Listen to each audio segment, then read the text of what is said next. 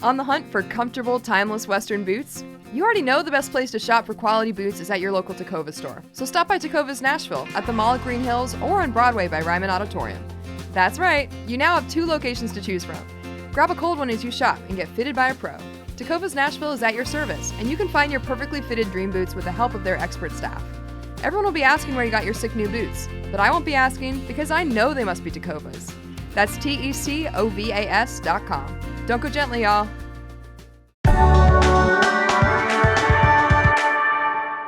Today on CityCast Nashville, we've got the local legends behind Nashville Severe Weather. They provide probably the most essential service in town with hyper-local weather updates via social media and their website every day. If you've been in town for a minute, you've probably watched one of their YouTube live streams during a tornado warning, and you know what a relief it is to read their "you can go to bed now" tweet after a big storm. They've literally saved lives. But if you aren't one of the 300,000 Nashvillians that already follow them on Twitter, you probably should go ahead and do that, especially if you're new to the types of severe weather that we get here. While tornado season seems to be year-round these days, summer also brings risks of flash flooding, and we want you to be prepared for it all. Just a quick note, we first released this episode in June, but summer floods are still a big risk in July. CityCast Nashville is presented by our exclusive launch sponsor, Tacova's. It's July 5th, I'm Grace Fuse, and this is what Nashville's talking about.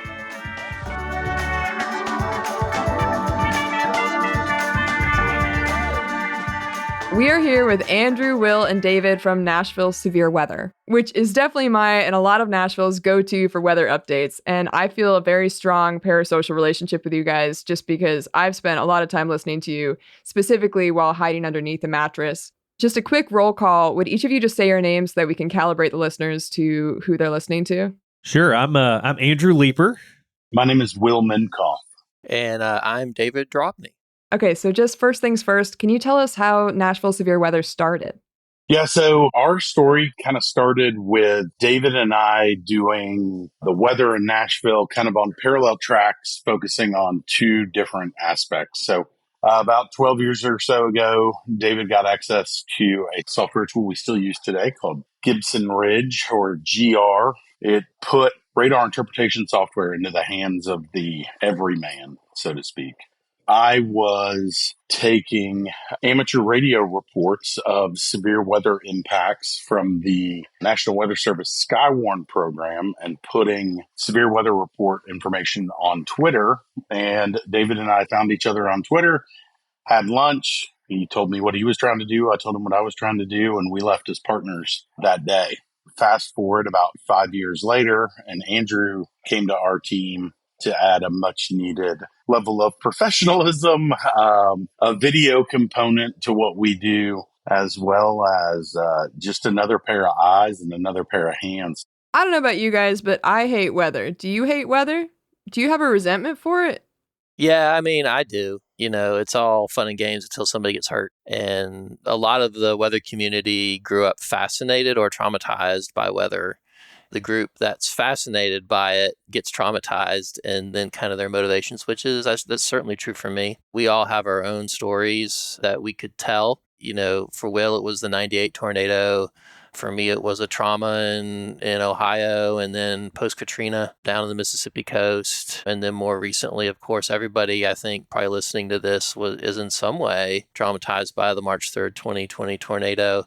And then there was a derecho the next month or 2 months later. And then, you know, we had Waverly floods. Like, we've really taken it on the chin. We've had some more storm fatalities last December from tornado. I mean, you don't think of tornado month as December, but it's true. You know, all tornadoes are bad. All storms are bad because it's not about the storm and it's not about what's on the radar. It's about the people and the property that are beneath that radar image.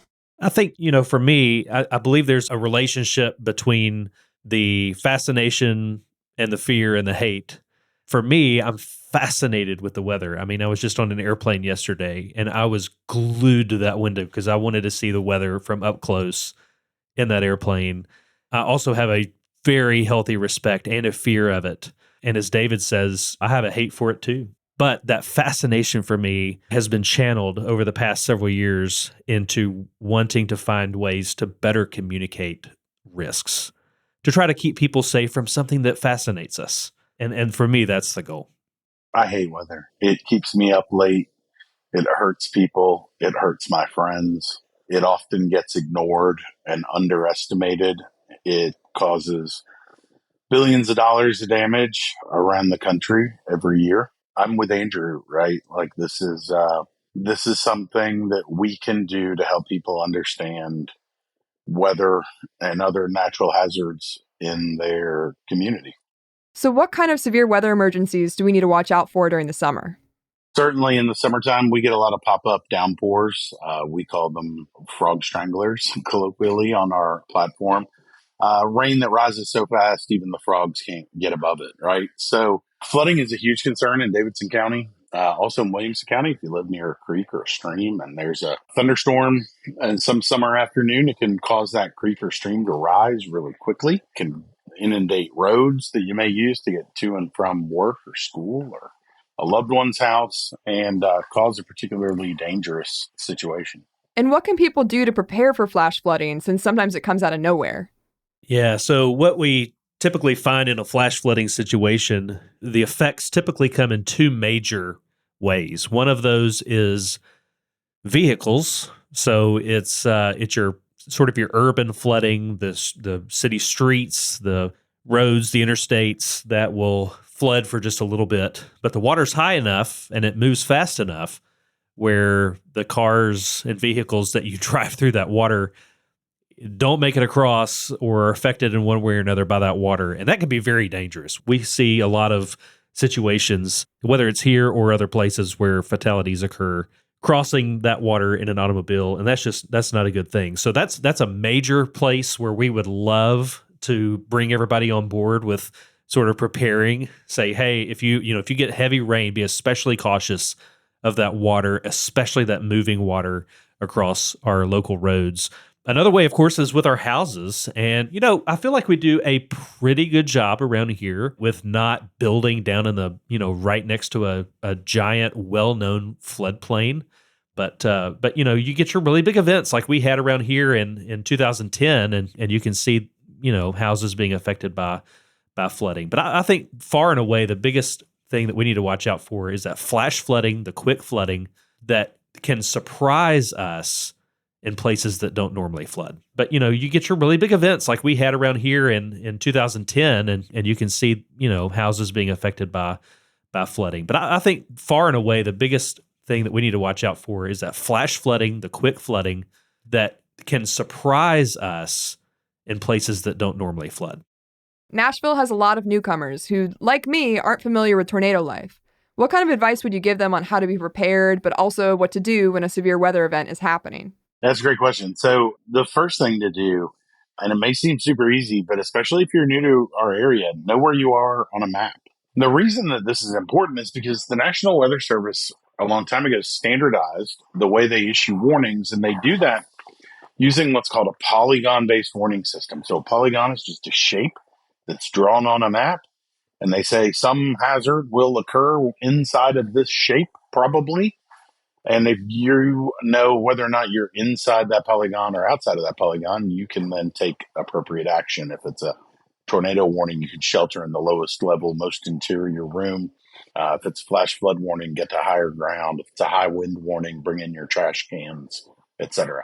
I'm glad you addressed the scary polygon because that's something that I always think about. With the scary polygon, it's not guaranteed that you're going to get hit by something if you're inside of that, right? 100%, yeah. Yeah, absolutely. And those polygons are designed to try to not overwarn a storm, because we know, and the weather community knows, that there's a problem that occurs when you overwarn and you warn too many people that a storm is coming. So that polygon really was designed to try to shrink that area down. And so that's why it's important to know where you are. So if you're in Inglewood, know that you are in Inglewood. And so when you look down on that map where the polygon is, you see Inglewood there, whether you're in or out of that polygon. So yeah, what Will said is exactly right. I mean, know exactly where you are on that map. If you're in a different part of town, shopping or whatever, just know where you are there so that you can know whether you're inside that warning or not. And there's some really easy personal preparedness things that people can do. So you can have a plan. We used to talk all the time about you had kids and you were in your house, what to do when the smoke alarms went off, right? You'd run outside and meet up at the treehouse in the backyard or whatever the case may be. If you've got a family or a group of roommates, or even if you live alone, know what you're going to do in the event that you've been placed in one of those warnings. Do you have a kit with some essential supplies in it? A pair of gloves, a flashlight, a phone charger? You have multiple ways to get woken up in the middle of the night with a NOAA weather radio or an app like Stormwatch Plus, the one we endorse, that'll wake you up in the middle of the night. Focus on who's going to be responsible for what, right? And ahead of a severe weather event, thankfully we almost always have, notice and information ahead of time, advance enough to prepare a day ahead of time. Hey, there might be severe weather tomorrow, then I'm going to go ahead and get my safe place ready, make sure I have my kit, review our plan, etc. So there are things that you can do at home just to be a little bit more prepared.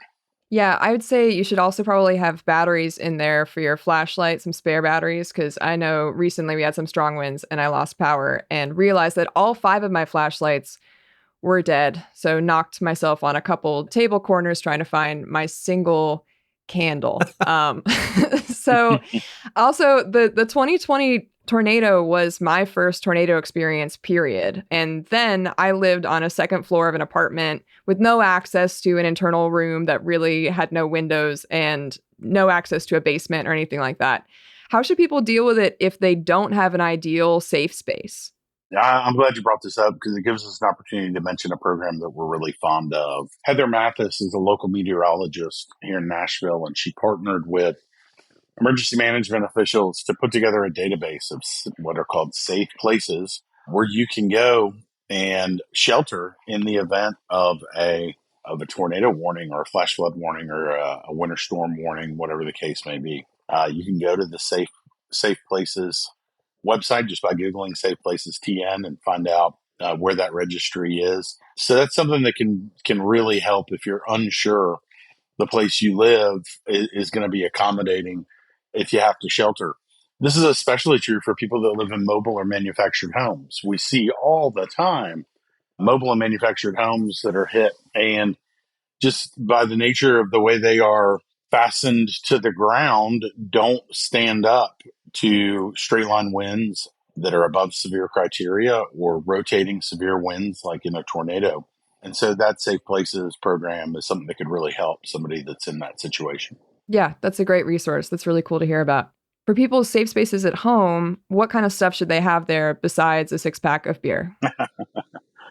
Yeah, so everybody's use case is a little bit different, right? I'm a father of 3 kids. So for me, it's going to be something that is going to be able to not only keep them protected, bike helmets, pillows, blankets, stuff for them to get comfortable, stuff for them to stay entertained. So whether it's a Game Boy, a coloring book, bracelet loom, whatever the case may be, right? Because you might need to be sheltered there for 30, 45 minutes, maybe even an hour in a tornado warning. I also want to make sure that inside that safe place, and this goes for pretty much everybody, a way to get information. So if that's a NOAA weather radio, you can even go on Amazon or to your local hardware store and get one that's a flashlight, a weather radio, and a phone charger all in one if you want to feel like you are super prepared for the end of the world. So a way to make sure that you can continue to get information is going to be really helpful. And then just some mediocre supplies if you have to be in there longer than you anticipated, or if you're going to be emerging from that place in the dark and maybe a wall did fall down somewhere, or maybe a tree did crash through the next room over. So I always like telling people to make sure that they've got shoes on and that inside their go kit, they've got a pair of gloves, a bottle of water, and a flashlight.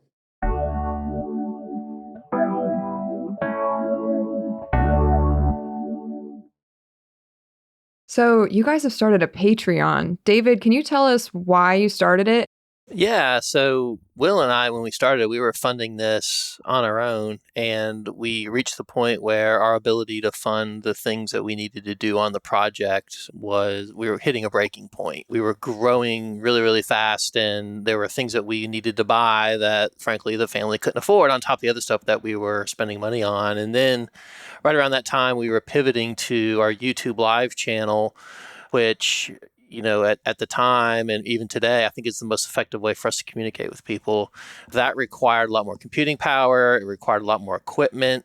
It required a lot more monthly things that we had to pay for, subscriptions, data, etc. Around that time as well, we were getting people coming to us wanting to put ads on our site, wanting to, in one case, paywall what we were doing. We had medium and large media companies approach us, even this year, asking to either purchase our content or host our stuff. And we've always resisted that because we didn't want to serve the advertiser. We always wanted to serve the audience. If this thing was going to continue to grow, though, we needed some income. So we opened up a Patreon, and people have been very generous. What we really need are monthly donations because our bills are monthly. And that allows us to do not only pay for what we're doing without having to, take money out of the kids' college fund or anything ridiculous like that, but more importantly, to do other things that we see that the community needs that nobody else is going to fund. So we've launched those projects, and those have been successful over time. So the Patreon is really kind of the economic lifeblood of what we do. The idea being we don't want you to have to see an ad before you see where the storm is going. And then more importantly, when people give to us, it keeps it free for everyone. So the people who often are most likely to suffer from a severe weather event are usually those less able to give. So your donation keeps this free for everyone, and that's really at the heart of our mission, is to make sure that money it doesn't get in between us.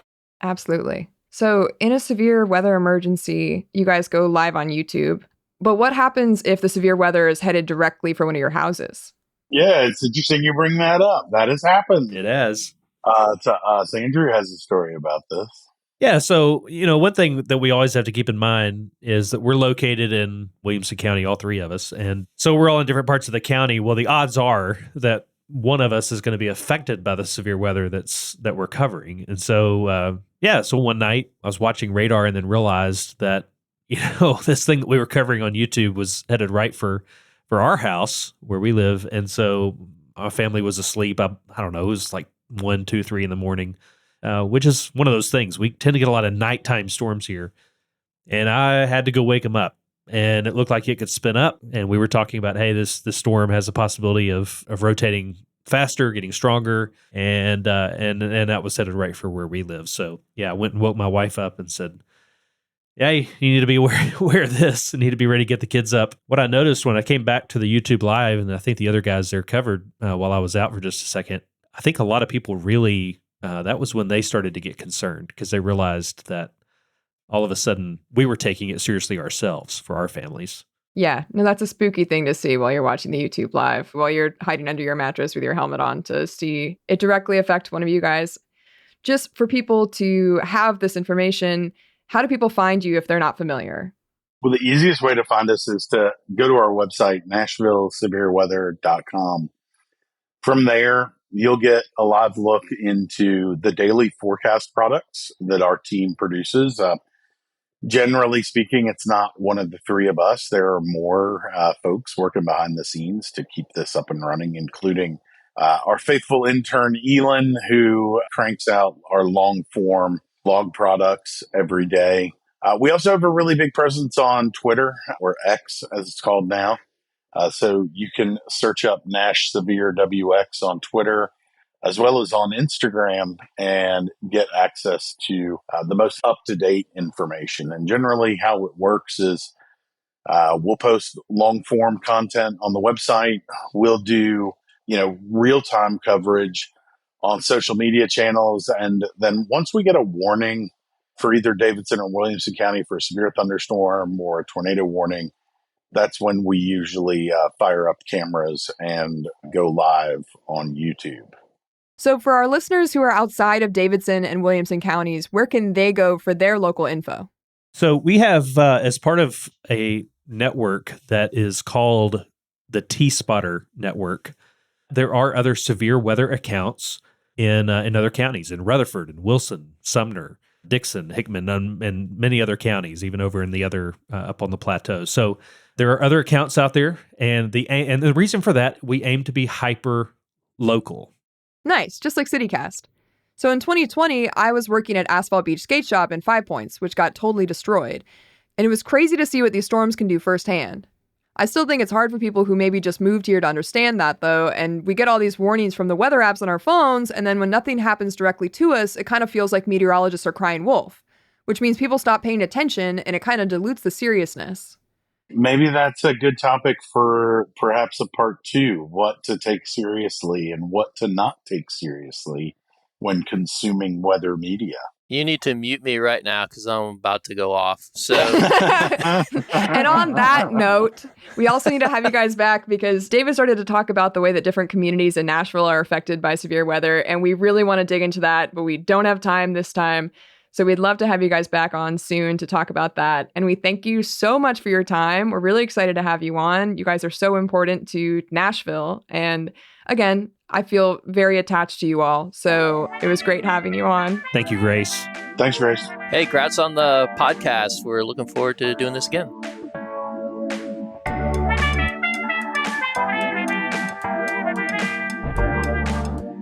That's all for today here on CityCast Nashville. Our executive producer is Whitney Pasterek. Our producer is Marie Cecile Anderson. Our Hey Nashville newsletter editor is Margaret Kingsbury. And our theme music is by Prof. Jenkins. If you enjoyed the show, why not tell a friend? Rate the show, leave us a review, and subscribe to our Hey Nashville newsletter. We'll be back Monday morning with more news from around the city. Bye!